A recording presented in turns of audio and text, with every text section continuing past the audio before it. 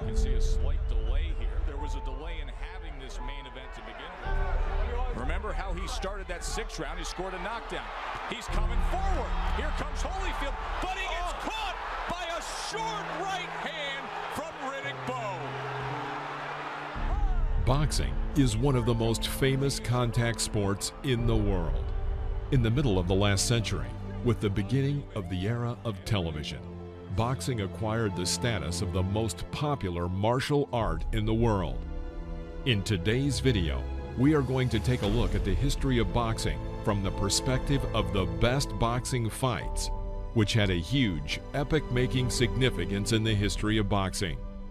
These are legendary fights that filled huge stadiums, grabbed the attention of hundreds of millions of spectators, and forever changed the history of boxing itself. If you enjoyed watching this episode on our channel, please click the thumbs up and subscribe to the world of boxing. Here, we grab a sense of nostalgia and recall the best fights in the ring, which go down in the annals of boxing history.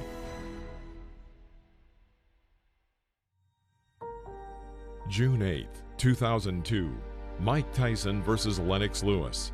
To get the whole story of the Lewis-Tyson confrontation, you need to start in 1984 when they were both amateurs and met during a sparring match. Mike Tyson's manager at the time, Cus D'Amato, predicted that these two would one day meet in the professional ring. But early on, their careers diverged. In 1987, when Tyson became the absolute world champion, Lewis was preparing for his second Olympiad, in which he eventually won gold. Even though Lennox is only 10 months older than Tyson, he reached his peak in professional boxing in the second half of the 90s, while Tyson's peak fell in the second half of the 80s. While Lewis was gaining strength, Mike's affairs were already going, and to put it mildly, not very well. A prison term knocked him out of boxing for 4 years, and later a disqualification after a scandalous rematch with Holyfield took him out for another 1.5. But even when Mike was training, he was not consistent. He alternated with trips to clubs, drinking alcohol and using drugs. Even with all his problems, when he returned to the ring in 1999 after being disqualified for biting Holyfield's ear, he fought 5 times and won each time in the first or second round, although 2 of the fights were also declared invalid. During the Orlin Norris fight, Tyson struck his opponent after the bell, and Norris could not continue the match. After the fight with Andrew Golota, it was discovered that Mike had traces of marijuana in his system. But few people paid any attention to it. The industry started talking about the possibility of a Lewis-Tyson fight, and the combination of these 2 names excited everyone. In early 2001, talk began about the fact that Lewis and Tyson could meet after Lewis defended his titles against Hasim Rahman. But Rahman's right hand almost ended that dream. Luckily, Lewis won a spectacular revenge match, and then the big fight was announced during a press conference on the 22nd of January 2002, with the fight being held on April 6th in Las Vegas. I was going to rip his heart out. I'm the best ever. I'm the most brutal and vicious and most ruthless champion there's ever been. My style is impetuous. My defense is impregnable. And I'm just ferocious. I want your heart. I want to eat his children. Praise be to Allah. Despite the fact that Lewis had a contract with HBO and Tyson with Showtime, the fight was allowed to continue. For the sake of such a large event, even the rival cable networks came to an agreement. But after Tyson got into a fight at a press conference during which he bit Lewis on the leg, Nevada deprived Mike of his license. All the major boxing states of California, New York, and Texas joined the protest against Tyson's behavior. As a result, the fight went to Memphis, Tennessee, where local sponsors paid promoters $12.5 million to host the fight. Both boxers earned record fees for that time, with Tyson receiving more than $30 million and Lewis in the area of $25 million. Lennox was the favorite at 2-1. Many observers noted that the real breakdown was 4-1 or maybe 5-1, but the charisma of Mike Tyson played a role in influencing many to put their money on his victory, which was reflected in pre-match odds.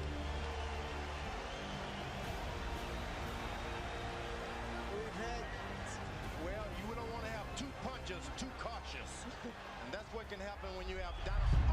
The start of the fight was an inspiration to those who supported Tyson. Mike started the fight dynamically and energetically, as in his best years. However, Lewis was not going to take the blows and responded to the opponent's aggression with a series of uppercuts. It was with these blows that Lennox tried to meet Tyson's attack, though his strategy also included using clinches to stop Mike. 50 pounds. You better fight Tyson. You better fight him. You better fight him good. You start. The most memorable moment of the first round was the performance of Tyson's left hook, which suggested that maybe Lewis was not such an obvious favorite in this fight. However, pretty quickly it became clear that Mike's resources would not last long. Already in the middle of the second round, Lewis started strategically hitting Tyson at the moments when Iron Mike was ready to launch an attack. Shot in. That's the danger of fighting a taller guy. But he's doing an excellent job of out-jabbing him now. In the third round, Tyson got a grip and started pressing again and applied a heavy left hook, which clearly made Lewis pause and begin to act more carefully. Lennox worked neatly, quickly, and focused on defense, realizing that even this version of Iron Mike could knock down any opponent with one precise blow. By Lennox Lewis, but he is always dangerous. Lennox Lewis has been holding too much. George, he's also been punching the crap out of him. Lewis told us that no matter what, Ronnie Shields spent 8 weeks teaching Mike Tyson techniques. And we see less bobbing and weaving. In round 4, Lewis went on the counterattack and Tyson fell. For many, a turning point had been reached and the outcome of the fight became obvious. Lewis did not shock Tyson. The problem was how Tyson fell and how hard it was for him to get up. The first round saw the good old Iron Mike. Now, a few rounds later, it was obvious that age and lifestyle had taken its toll, and even a violation for a low punch by Lewis could not change the outcome. On 27 for 69% in the fourth round. Tyson 5 of 27. Lewis, that long jab stopped anything. In round 5, Lewis acted primarily with quick and easy jabs, rarely using his right hand. Such excessive caution infuriated Lennox's trainer, Emanuel Stewart. You got a dead man in front of you, and you still do this. Just let that shit go. This fight is all the way. You gonna fuck around and let him catch you with some shit if you don't watch. That man is dead out there, but he wants to quit. You want us the man that said that let this shit go. Right hand over top, right hand uppercut. Stay alert, Lynch. Any longer this fight going, this man is dangerous. You better get him out of here. Goddamn right. Now, this is ridiculous. As Lewis later recalled, he had injured his hand and wanted to give himself a couple of rounds of rest, but did not dare to tell the coach about it, even though the coach was angry with his current style. Lewis stopped favoring the injured hand, and from that moment on, the duel turned into a one-sided performance, with Lennox clearly outperforming Tyson, who became exhausted and began to miss out on important opportunities.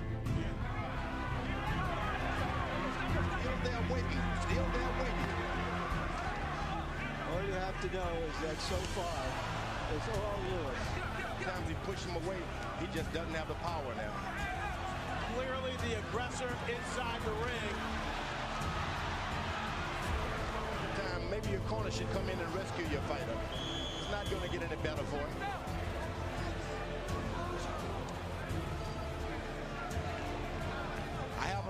Suddenly, in the 8th round, Lennox Lewis again seemed to pause the attack and even allowed Tyson to carry out several sluggish attacks of his own, although they were not up to Tyson's previous standards.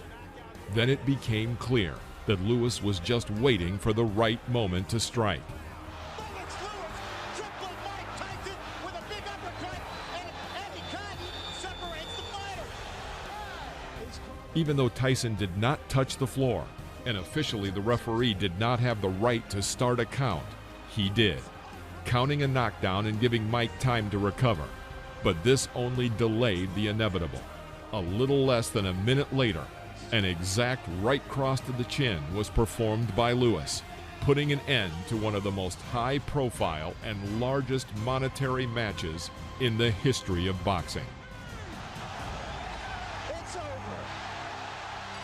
Lennox Lewis cements his legacy. Many people were upset to see the defeat of Mike Tyson. People wanted to believe in a miracle, that Iron Mike would suddenly return to his old self for at least one evening. But that Tyson was bygone, a champion of the 80s. Because of his reputation, Tyson got a fight with Lewis, who at the moment was unquestionably the best heavyweight in the world. As for Lennox, the victory was perhaps the most enjoyable in his career, although he did not encounter much competition. The 90s gave boxing fans a lot of spectacular fights, and the pragmatic style of Lewis was sharply criticized. Plus, he was an outsider to the Americans. Because of his style, many from the United States questioned his real boxing talent and fighting character. Before the fight, they said that Lewis did not have the courage, and that Tyson in his current condition would throw him off the throne. But in reality, everything turned out differently. Lewis beat and knocked out the one who, in the eyes of the mass public, was a real monster. A monster who claimed that he was eager to devour Lewis's children. But, as it often happens, all the negative energy burns out at the end of the fight. We would like to end this story showing blows where the once ruthless Tyson merely wiped the sweat off of Lewis's brow. How sorry are you guys that this fight did not occur many years ago when you were at your best, and probably you weren't quite as old either? Well, you know, the funny thing about that is, you know, heavyweights mature at different times. I would say Mike Tyson matured at 19. Nothing was standing in his way at that time. He ruled the planet at that time. But I'm like fine wine. I come along later on, and you know, I learned my art, and I went along, just took my time, and I came along and just ruled. I'm ruling now. Mike, are you sorry this fight didn't take place years ago? It wasn't meant to be. I've known Lennox ever since he was 16, 15 years old. I have mad respect. Everything I said was in proposition for promoting the fight. He knows I love him and his mother, and I know if he thinks I don't have respect and don't love him, he's crazy. So you're saying a lot of the behavior, Mike, is just to sell tickets, and that doesn't represent your true feelings? Well, he knows who I am, and he knows I'm not disrespectful. I respect this man as a brother. He knew me ever since his friend Bernie and Cuss were together, and he knows I have the much respect for him. Like I said before, he's a magnificent, a prolific fighter, and he should continue fighting. I would just love for him to give me another shot.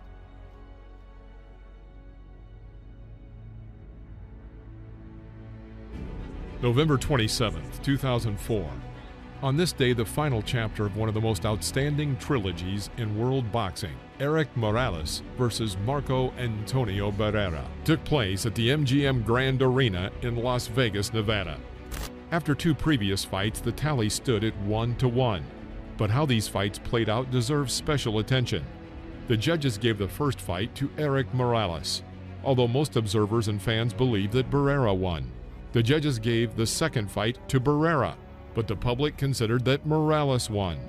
And so it turned out that two controversial results in total gave quite a fair score of 1-1 before the decisive battle. Since the second meeting, the fighters' careers had gone differently. Erik Morales had 6 fights and won all of them. He again became the world champion in the semi-lightweight, regaining the WBC title lost in his fight with Barrera. After the second fight, Marco Antonio had given up the WBC belt, as he believed that his controversial defeat in the first fight was a consequence of Morales' long-standing friendship with WBC president Jose Sulaiman. After Morales regained the WBC title, he defended it twice more, and then moved up to the second semi-lightweight and became number 1 in this division within 3 fights. In the first fight, he became a mandatory contender for the WBC title. In the second, he won this title.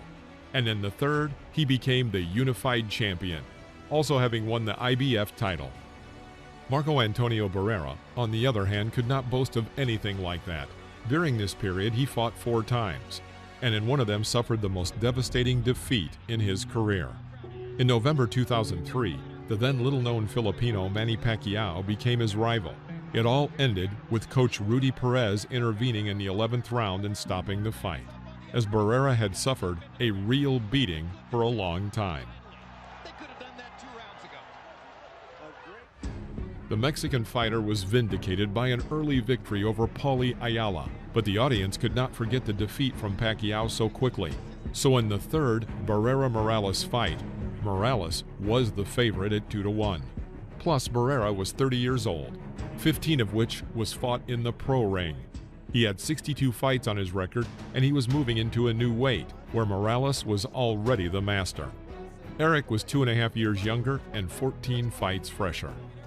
Before this fight, Morales had to vacate the IBF belt because there was a mandatory contender for the title, and Barrera was not even in the rankings. When HBO released the fight day weight data, Morales became an even bigger favorite. At the weigh-in, both boxers showed almost the same weight. But the next day before the fight, Barrera added only 1 kilogram, and Morales added 6 kilograms, and directly outweighed Barrera by 5 kilograms in the fight.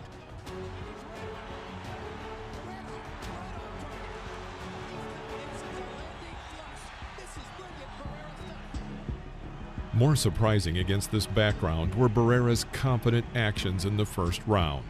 Marco Antonio immediately attacked the opponent and worked great with combinations. A left uppercut that snuck through the guards. Then Barrera came right back off the straight right hand and threw his left uppercut. In the second round, the picture changed. Morales also stepped up his activity. Eric began to invest heavily in strikes, and his advantage in striking power became apparent.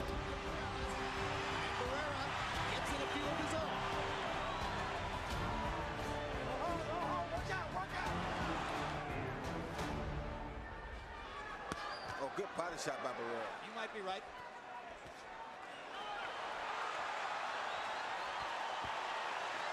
Watch your head, Willis, right there. It's a pattern we've seen frequently between the two. Good shot. Morales will land upstairs. Barrera comes back downstairs. Again, Barrera meets Morales to the punch with the left hook. Now Barrera gets chopped by the Morales right hand. Is one of Eric Morales' most effective punches. Now he sweeps the right hand and lands it on Barrera's chin.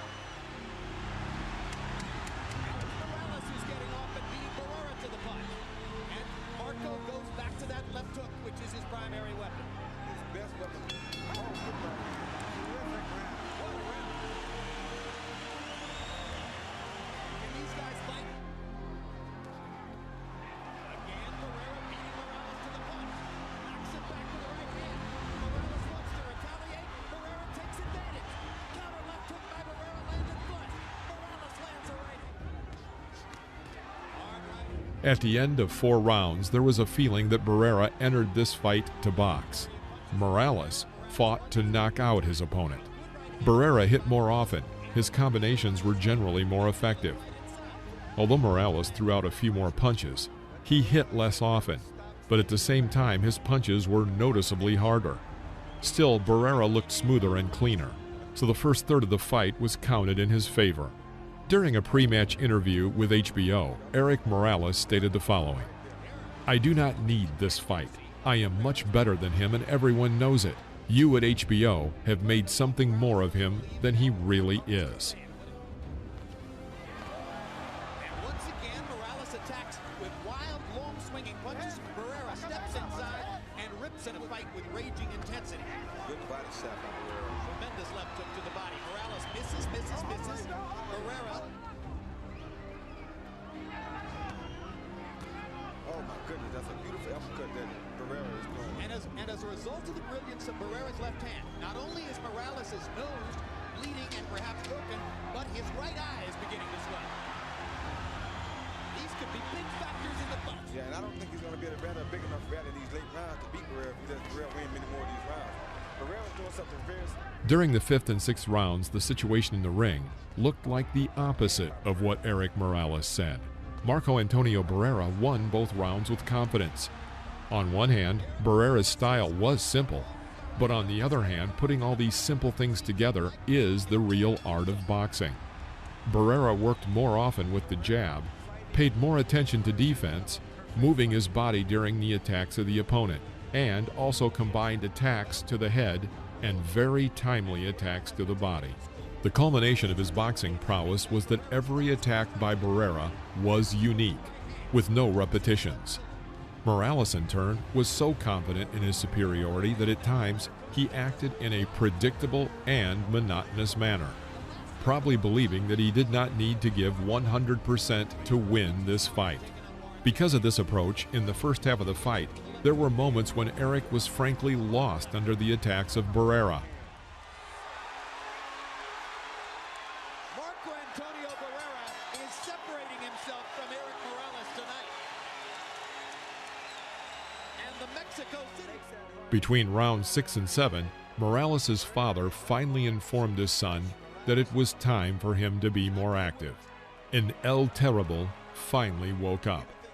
He began to move more actively and hit the body more often, and also remembered that in addition to heavy fists, he had a varied attacking arsenal. Rounds 7 and 8 were counted for Morales. Thus Eric returned himself to the battle, narrowing the lead.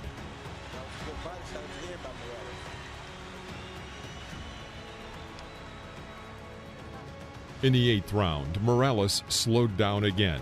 His fighting weight allowed him to hit hard, but did not allow him to box at a high pace for a long time. The 9th and 10th rounds were counted for Barrera. Throughout his career, Barrera had fought in shorts with the word Tapia written on the back, leaving many to wonder what that means. Barrera's full name is Marco Antonio Barrera Tapia, where Barrera is his father's surname and Tapia is his mother's. This inscription has nothing to do with his former rival, Johnny Tapia. Right, you see Morales counter that jab of Barrera with a straight right lead and double the right hand. Beautiful combination by Morales. Early in the fight, Barrera attacked Morales. Partially because he's kept his jab at home a little bit more. Good hook by Barrera. Takes a right. Barrera starting to let his left hook go again. He caught Morales again to the body there. Morales caught him with a good left hook. Barrera starting to reassert himself. Morales gets in 2 body shots. Good and body another shot. big left hook upstairs by Barrera is the show here punch. Jumping right hand. Rear body shot though. Oh, good right hand. And that last right hand by Barrera was probably enough to win the round. And then the punch after the round Is that unless there's a knockdown, Barrera. After 10 rounds, Morales lagged behind on the judges' cards and had to win this fight. It was not enough for him to just win the remaining 2 rounds. And in the 11th round, Morales again became more active. But Barrera did not retreat and took the fight on a collision course. It seemed that it was unprofitable for Barrera to trade with a larger rival, but at times Marco Antonio surprised Morales. As noted by Roy Jones, Eric Morales wanted to knock his opponent out by going the easy way and not doing all the hard work that is required to undermine the opponent and then finish him off. Round 11 of this fight was declared the round of the year.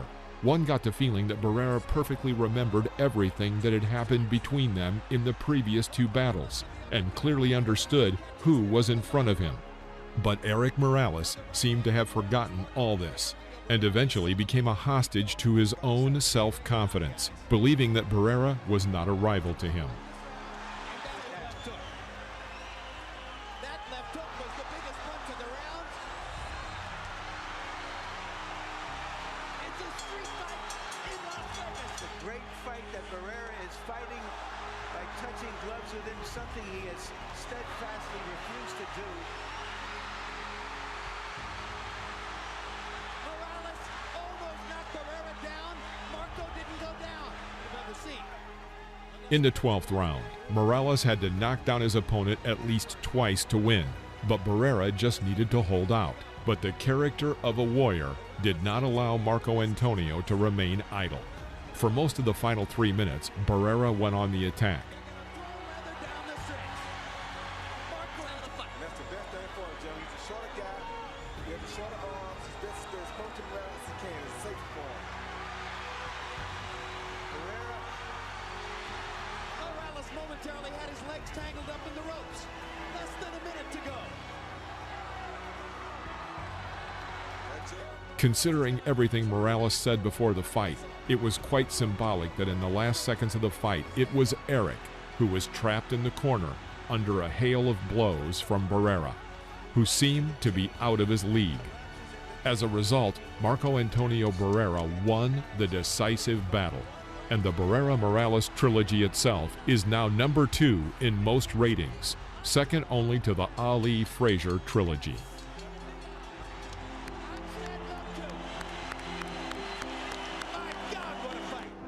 And new WBC Super Featherweight Champion of the World, the Ciudad de Mexico, Marco Antonio Barrera. Even before the announcement of the decision, Barrera went to the corner to shake Morales' hands and end the long-term conflict between the two boxers. Morales refused, also saying something not very polite, and threw water from a bottle in Barrera's face. After that, fans regretted for a long time that the two great warriors had not reconciled their differences. But in 2016, this photo appeared on social networks. After friendly gatherings in a restaurant, Barrera and Morales, along with their wives, went on a short trip. And in 2018, Marco Antonio Barrera stood next to Erik Morales when he was officially inducted into the International Boxing Hall of Fame. Barrera himself had been introduced there a year earlier. Two Mexican warriors gave fans one of the greatest trilogies in boxing history. Their names are now forever associated primarily with each other. And from our side, we say thank you. It was unforgettable.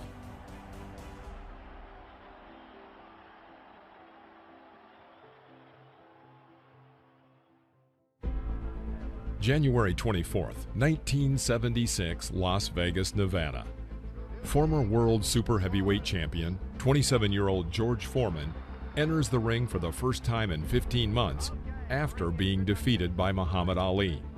His rival is 34-year-old Ron Lyle, who also suffered an early defeat by Ali, despite being ahead on the judges' cards when the fight ended.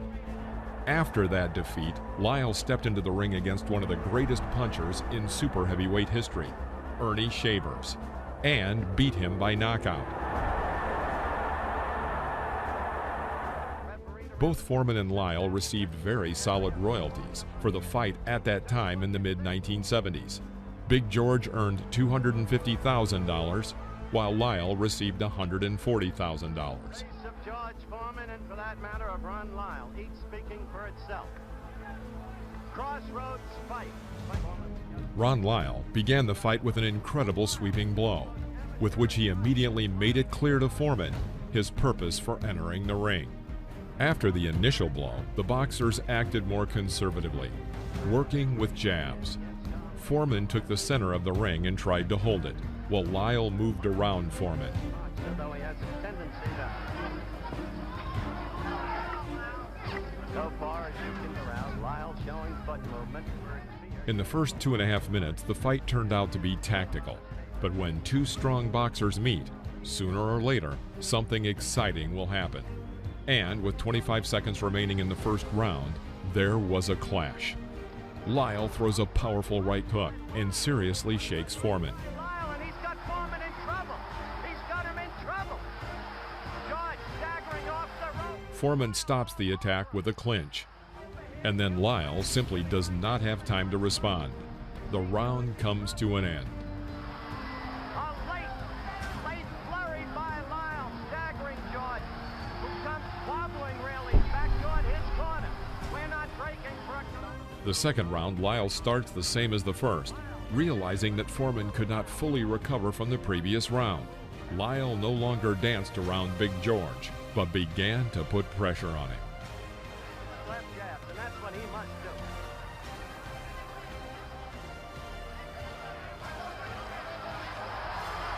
Lyle with a good left. George fighting back now. An assertive boxer like Ron Lyle shouldn't be allowed to dominate in the ring. And Foreman began to respond to his opponent's actions. That could be a mistake, Kenny. See that right come around and land on Foreman. Foreman in the red trunks, Lyle in the white. And the advisors are yelling to Foreman, keep those hands up. Now Lyle is... The response was a success. Lyle, who probably underestimated the punching power of Foreman, was thrown into the ropes. Foreman found himself in the same situation as in his last fight against Muhammad Ali. However, George, now with the very bitter experience of past defeat in his mind, did not act so recklessly, although he missed defending against some dangerous counterattacks.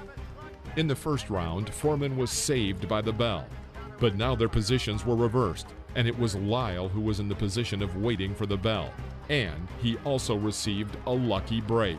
Due to a mistake of the timekeeper, who was probably caught up in the spectacle of the fight, the second round lasted only 2 minutes. No saving by the bell. Despite what happened in the second round, in the third, Lyle opened aggressively. An overhand right.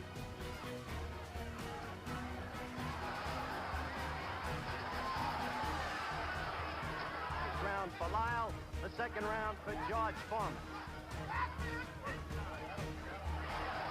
Lyle must be careful. You're right about the use of the right. There it was again. However, despite Lyle's pressing, Foreman was not affected and seized the initiative, moving forward and pressing Lyle to the ropes. Lyle was unfazed by Foreman's attacks and successfully countered them at the ropes at the end of the round. Right hand to the body. Now, Foreman the red trunks, Lyle the white. Lyle. We're back to the start of round 4. In what has been a boxers, kids playing in the playground who are 40 up. Producer re-timed the second round. In our truck, Lyle all over. Lyle has Foreman in trouble. Foreman is down. It started with a right, then a left. Lyle putting on a tremendous demonstration. Now for 15 months since here, he's been relatively inactive, except for that charade in Toronto against the frightful Bard. Now Foreman fighting back. Oh, Foreman is in trouble. Lyle caught him with a good left. Now George, now George struck back. Now George fought back with a magnificent right. George fought back. Lyle let himself open for that. He got overly aggressive there, and he was very excited. And Foreman was going hard, desperation punches. A minute to go in a wild fight. Just as Lyle apparently had George in trouble. George with that punching power that we talked about in the prior fight. Lyle is now ready to go. Against the ropes. About 40 seconds left in the round. Lyle covering up against the ropes. His handler screaming to Foreman, hit him in the body. George at the head. Lyle is now wide open. He is... Lyle trying to swing back. This isn't artistic, but it is slugging the way the public wants. Only 10 seconds left in the round. Now Foreman was staggered. Foreman was staggered while Lyle left. Foreman goes down. It could be noted at this time, the Las Vegas Boxing Commission required super heavyweight boxers to enter the ring wearing 8-ounce gloves. In the 5th round, the action continued, although not as dynamically as before, as the previous round took a lot of energy from the fighters. Despite this, the amount of dynamite that was in their fists remained the same. Staggering all over the ring. Lyle against the ropes, throwing the left uppercut. Nice, and yet he doesn't even seem to be with it. Kenny made the point that George's hands are down, and so they are. George is falling forward over Lyle, trying to hit back. George got a series of left jabs. Good right uppercut by Lyle. Foreman again in trouble. See him falling forward. Foreman and Lyle exchanged the most severe blows yet, and it was difficult to say who had the higher punching power. But it appeared that Lyle was more tired. Big George locks Lyle into the corner and delivers a large number of punches. During this exchange, the referee does not seem to take an active part in the fight, and subsequently did not stop Foreman from delivering a heavy knockout.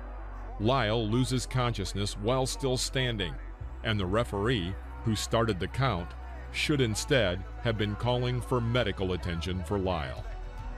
By the end of 1976, the Foreman-Lyle fight was recognized as the Fight of the Year, and since then, all publications that make up their ratings of the greatest fights in the history of the super heavyweights put this fight in their top 10.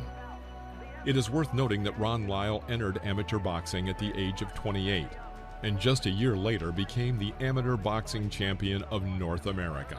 In the professional ring, he made his debut at the age of 30, and after 4 years, rose to fight Ali. Against Foreman, as in the case of Ali, Ron Lyle won the fight on the judges' cards. Even though Lyle has never been a world champion, he is considered one of the strongest boxers of the Golden Super Heavyweight division. As for Foreman, he made an impressive return from his first and very disappointing defeat in his career. And this victory led him to a second fight with Joe Frazier. Serious, so this was really a serious bout. I was off, I was rusty, and this is what happens to you when you stay out of boxing. You get knocked down, but I feel I'm a champion at heart. I can always get up and win fights.